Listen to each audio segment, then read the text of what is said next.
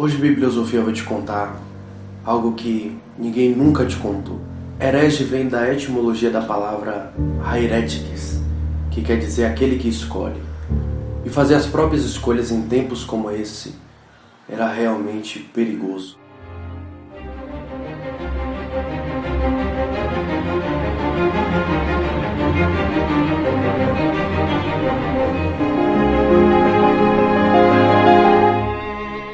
Foi no século XIII que a igreja então decidiu criar o tribunal para vigiar, punir, julgar todos aqueles que não obedecessem os dogmas católicos e a autoridade papal, o Tribunal do Santo Ofício.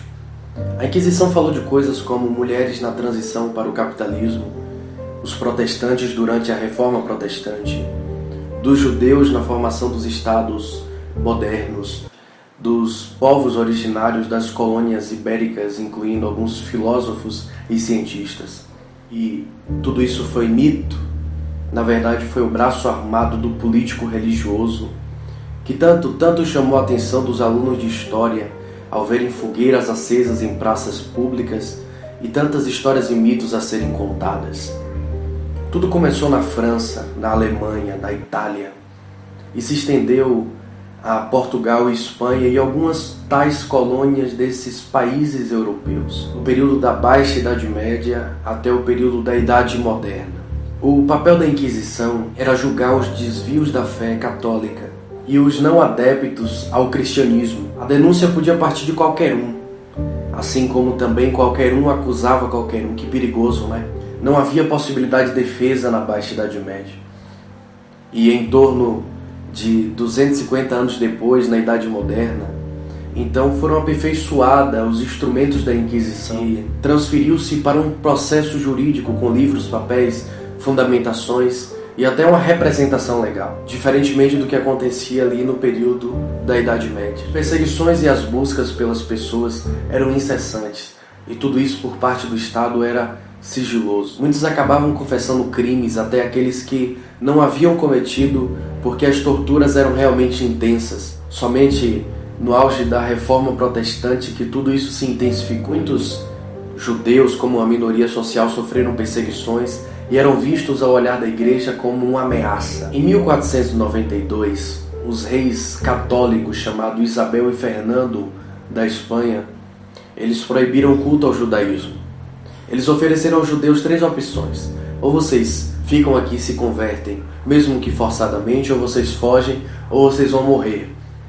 Muitos se converteram ao catolicismo, muitos fugiram para Portugal. Historicamente falando, essa classe recebeu o título de cristãos novos. Portugal, em 1497, vai instituir aos judeus que fugiram da Espanha para lá que eles tinham que se converter. E eles se converteram porque não tinham outra opção, mas viviam um modo de vida herege, porque eles guardavam o sábado, eles não usavam crucifixo, não adoravam imagem e tantas outras coisas. Só que aqueles que eram pegos com crime de heresia, eles tinham prisão temporária, eles ficavam exilados e tinham coisas imundas jogadas por ele num percurso de andamento pela cidade com a multidão católica, carne de animais mortos, estercos de animais. Com a passagem para a Idade Moderna, você pensa, avançamos? Na verdade, nesse tempo acontece a operação caça às bruxas. Olha só essa historiografia. Gregos e romanos têm atitudes diferentes. Sem dúvidas nenhuma, homens e muitas mulheres fazem prodígios, até mesmo trazer a lua do céu, ou fazer a corrente dos rios correr ao contrário, da foz à fonte. Mulheres também podem modificar a metamorfose dos seres humanos e dos animais e até dar ordem aos mortos, desde as divindades Circe e Medeias, filhas do sol, até algumas encantatrices, algumas repugnantes, e tudo isso é malefício, mal feito, é um crime, como tratava Lucrécio, Ovídio e Lupéio. A insegurança da igreja contra as fake news ou heresias é o que até então não tinham se preocupado. Desastres climáticos acontecendo, desastres econômicos, sociais. Então, o novo e duro controle absolutista marca então o início da Idade Moderna. Então, com essas 3 frentes em ataque, simultâneos fazem com que eles deem origem ao caça às bruxas. Muitas bruxas eram acusadas de fraudar o controle divino.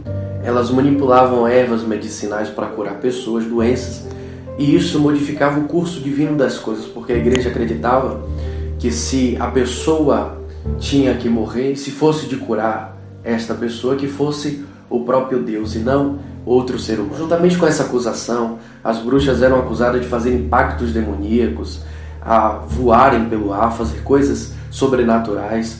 E foi esse imaginário simbólico que fez com que muitas mulheres fossem mortas durante o período da Inquisição nas cidades da Europa, até a chegada do Iluminismo. As mulheres bruxas eram mulheres que tinham lideranças em terras comunais.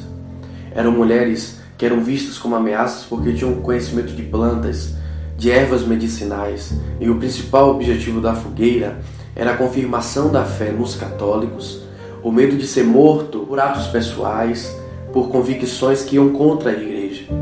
E a coisa mais difícil do mundo, se você não sabe, era uma pessoa ser queimada viva na fogueira. Normalmente, quando a pessoa ia para a fogueira, matavam ela antes, sentenciavam a queimá-la, simplesmente e essencialmente para expulsar os maus espíritos. Não se sabe ao certo quantas pessoas morreram na Inquisição ao redor do mundo, mas em torno de 100 mil a milhões de pessoas. E tudo isso foi extinto em 1891 com o Tribunal da Santa Inquisição. Foi Joana d'Arc, Girolamo Savonarola, Giordano Bruno e quase Isaac Newton.